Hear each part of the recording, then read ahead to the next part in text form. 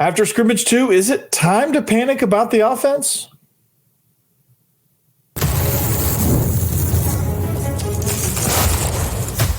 You are Locked On Vandy, your daily podcast on the Vanderbilt Commodores, part of the Locked On Podcast Network, your team every day.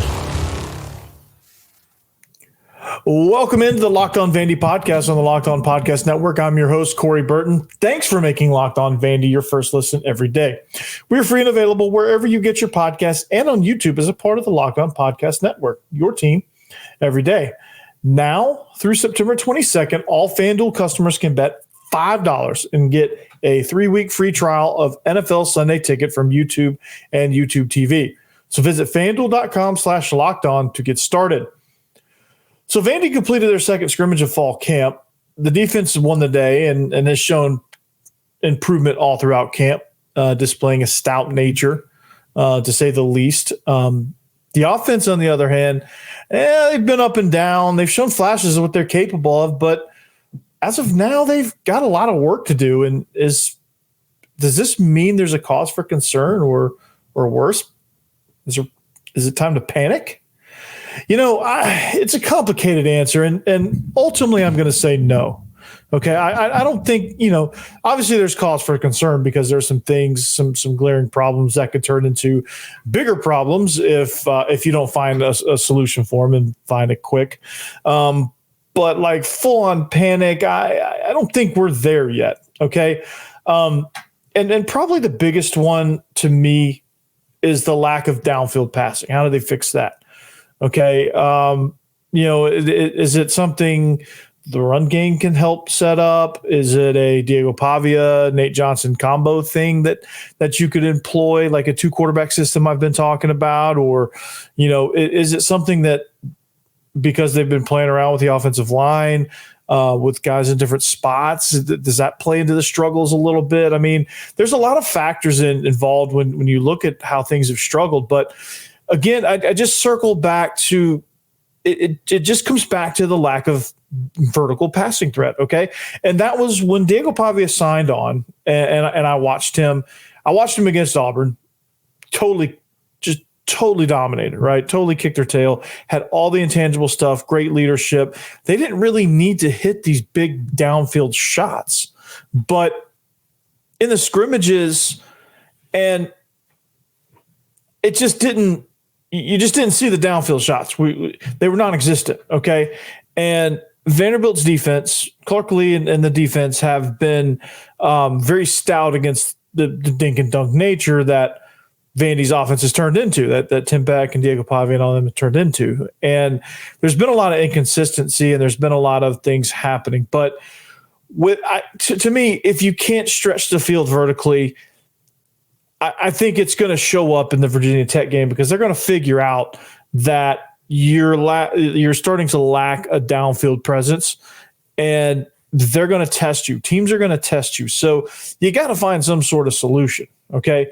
And the reason why there's not time to panic is because there's time to fix it. There's time to figure out a solution. There's time to figure out ways to hit chunk plays, explosive plays, a little bit more efficiently or effectively, or however you want to put it.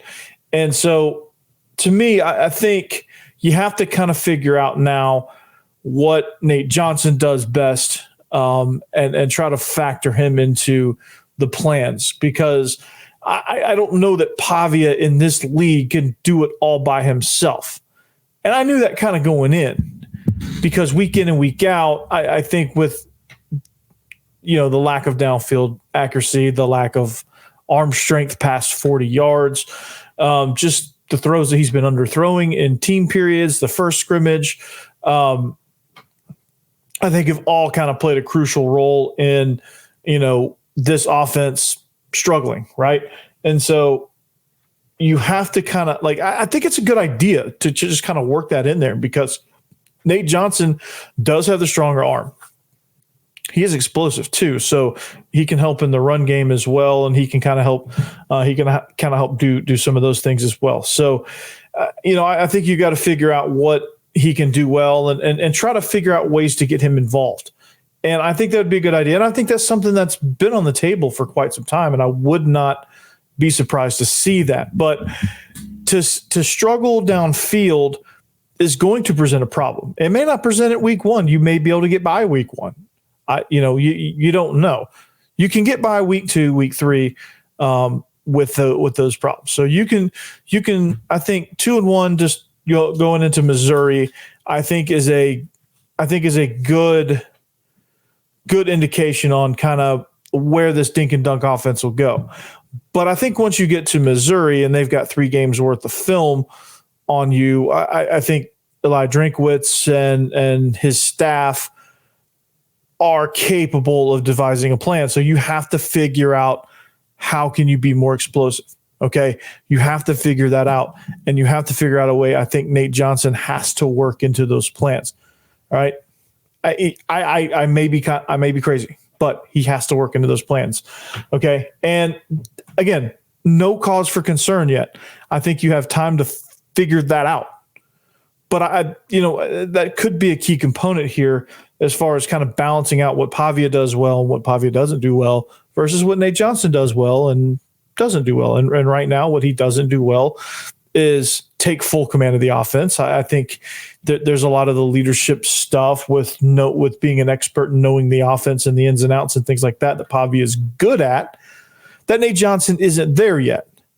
There's reads, there's certain things within some of the complexities of the offense that Nate Johnson doesn't understand. So giving him the reins, we're not there yet, right? And just because he can throw the ball better down the field than Pavia doesn't necessarily mean that he can take over the entire offense at this point. So the best of both worlds is finding a way to involve him. So, I think that should be in the cards as well. And, with a good run game, I think you have a chance to really do some things. You have 2 tight ends.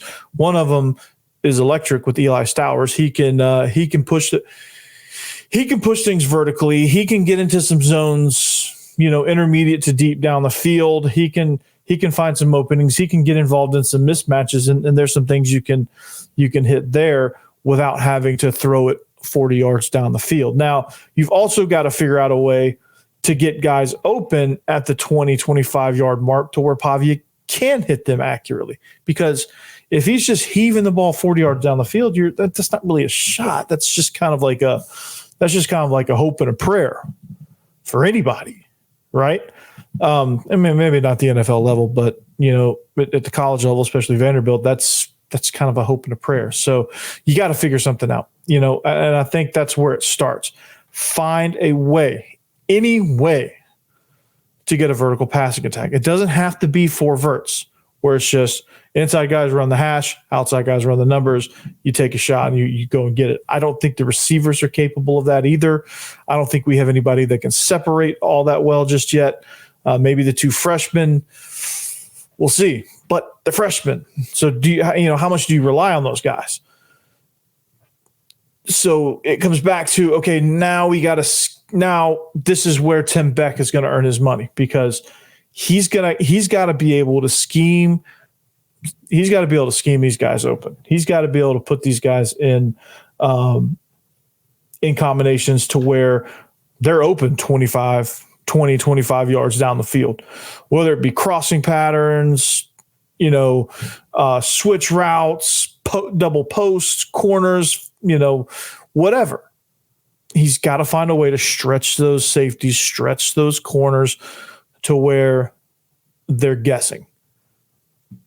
There's ways to do that.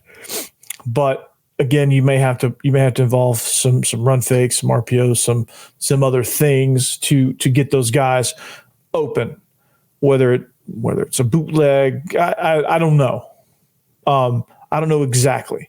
It just depends on what we can sell based on the run, what routes our guys are actually capable of running, things like that. So you have to kind of get together, watch the film, because it wasn't all bad. I guarantee you the scrimmage wasn't just like the way it reads is it sounds completely terrible, and the offense should probably just quit. That's kind of how it reads to me, is like, oh God, it was rough. But Honestly, there's a lot of factors involved, but I think the lack of vertical passing game is culprit number one when you think about it. And without that, I think you're very limited. And right now, Vanderbilt is not good enough athletically to be limited. Some teams can do a dink and dunk system because they've got the personnel to do it. I'm not sure Vandy is there just yet. So they're going to have to figure out creative ways to get guys down the field and to get guys down the field to where Diego Pavia can hit them, or if there's packages for Nate Johnson where he can hit those guys down the field. Something has to happen. But there's other parts to it as well. There's other layers to this, to the scrimmage results, to the concerns on offense, to, hey, maybe it's just our, the defense is just playing this well. They know us, whatever the case may be. But there's other layers that I want to explore with this offense that maybe could fix some of these issues. But we'll talk about those next. All right, this episode is brought to you by FanDuel. Now, you've heard us talk a lot about FanDuel. It's America's #1 sports book, but we'll have something a little different for you, okay? Check this. Now through September 22nd, all FanDuel customers can bet $5 and get a 3-week free trial of NFL Sunday Ticket from YouTube and YouTube TV. Then, with the YouTube TV base plan, you'll be able to watch every regular season Sunday afternoon out-of-market game. All you need is a Google account and a current form of payment. And you can cancel anytime. So just visit FanDuel.com/LockedOnCollege to download America's #1 sports book.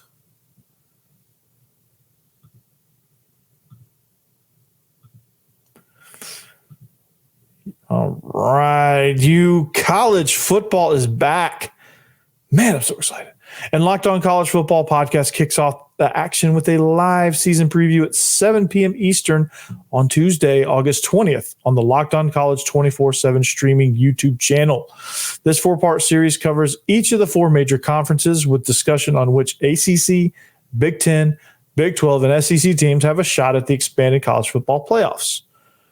Be sure to check out this special streaming on Locked On College's 24/7 YouTube channel or on Amazon Fire TV, part of the Locked On Podcast Network, your team every day. So thank you, everydayers. Speaking of every day, thank you for making Locked On Vandy your first listen each and every day. Make sure you check out Locked On SEC after this. Make that your second listen, okay? So, but, as we unpack the scrimmage results, the lack of vertical threat down the field, it goes and has many different layers. Just that one problem has different layers. All right, and the offensive struggles kind of right now they're centering around that because defenses can condense down and really shrink the field a little bit. And when the defense shrinks the field, that usually spells trouble. It usually compacts compacting the field usually compounds the problems, right? Because now it's harder to run. People are closer to the line of scrimmage.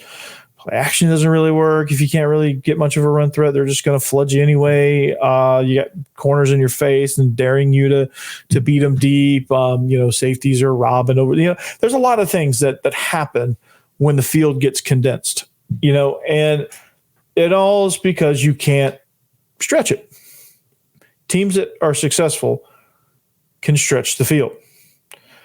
Again, I've compared it, and I'll compare it again to the 3-point shot in basketball. Teams that can be relatively successful shooting from behind the arc tend to stretch the court out a little bit and gets defenses moving and opens up lanes near the rim so that ultimately you get opportunities at the rim, dunking, whatever, and ultimately your game becomes a little more fluid. Same in football, right? By opening the defense up, you get them running. And when you get them running, you get them stretched. Even if you hit 3 out of 10 shot plays, it's 30%. Even if you hit 30% of those, they have to respect it. And by respecting it means they're going to give you some space. When they give you some space, they stretch out a little bit vertically. Now, when you stretch your formations out horizontally, if they're stretching out vertically and horizontally, there's a lot more space that's being created. So being able to do that, that's the importance of this, right? That's the objective. If you can get them to back up a little bit and respect you 20 plus yards down the field, it really puts a strain on them, both length and width wise, right? And so you can really help yourself out by doing that.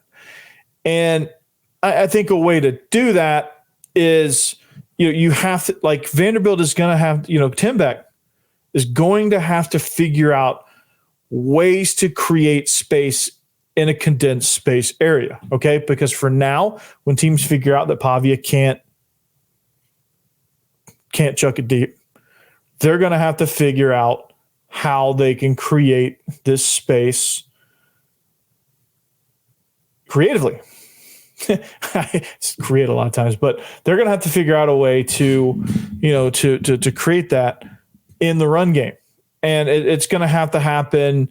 It might be a little tough at times, but option game, RPO stuff, like getting line. I think, it comes down to being able to mess with the linebackers a little bit. It comes down to getting those guys to move off their spot and do so in the wrong way, or get them to play a step slow so that you can get to the edge on an outside zone run play, or you can stretch that guy horizontally to where you create a little bit or enough of a crease on quarterback power, because they like to run the power read or the jet read, which is the same up front. It's just who you hand it to.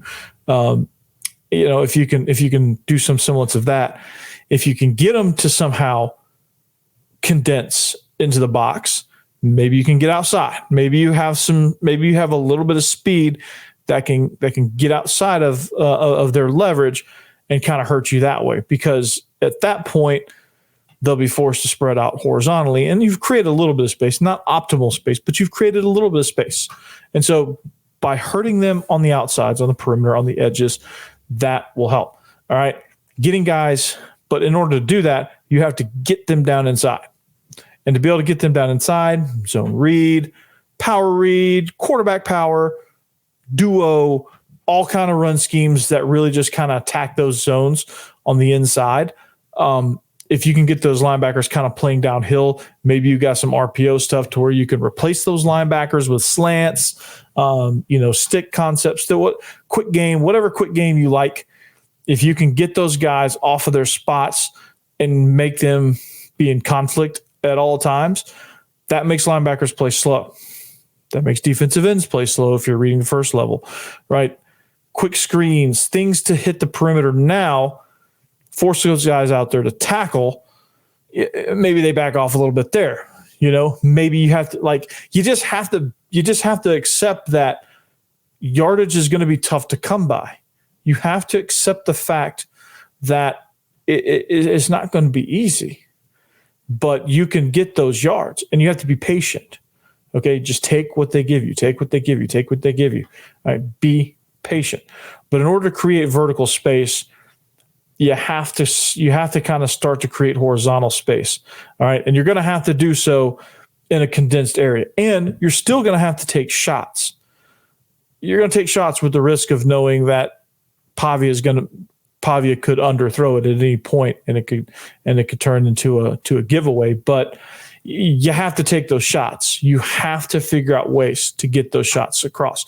You have to have a receiver step up, whether it's Junior Sherrill, Quincy Skinner, or the freshman Joseph McMay, Tristan Brown. It's got to be one of those people.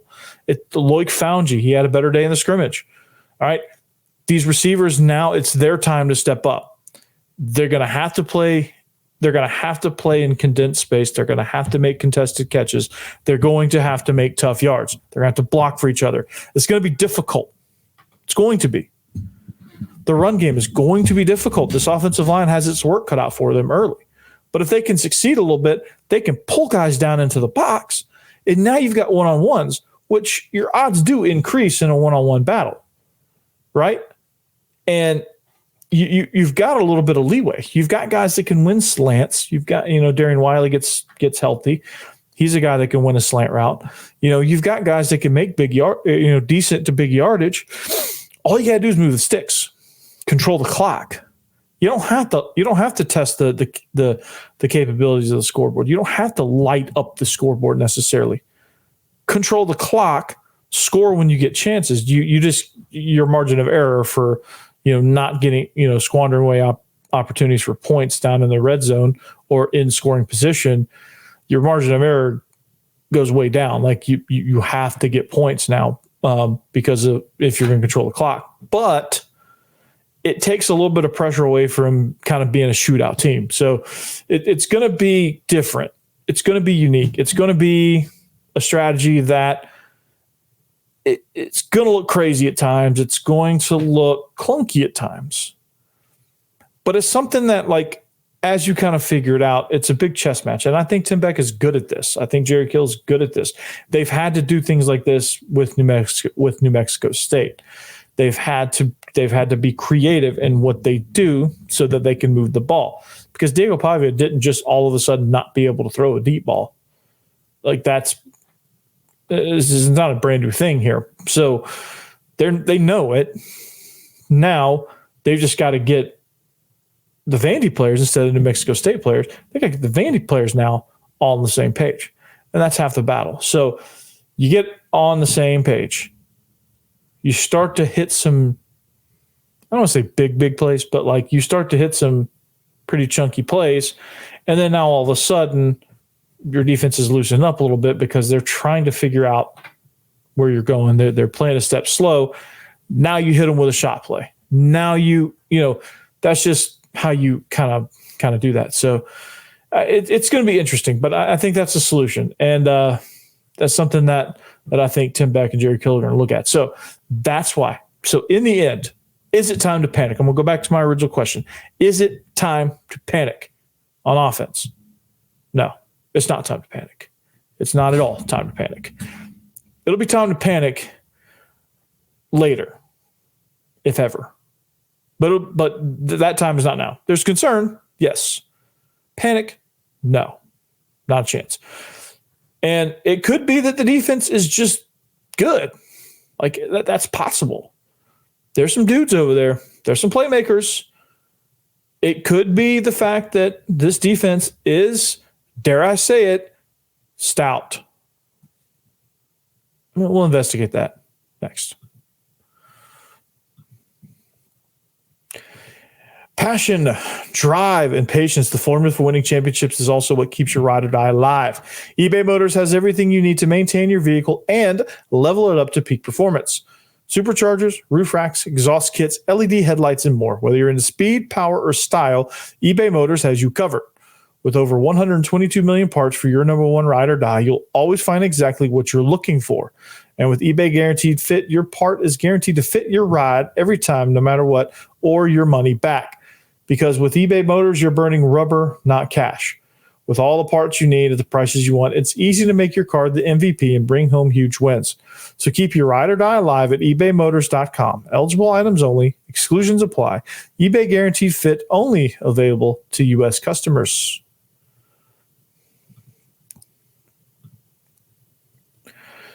All right, wrapping up the show here on the Locked On Vandy podcast. Thank you for making us your first listen. Follow us on social media. At Coach Burton 36 is me, but you can also follow the Locked On Vandy podcast at Locked On Vandy on all social media platforms. So check it out.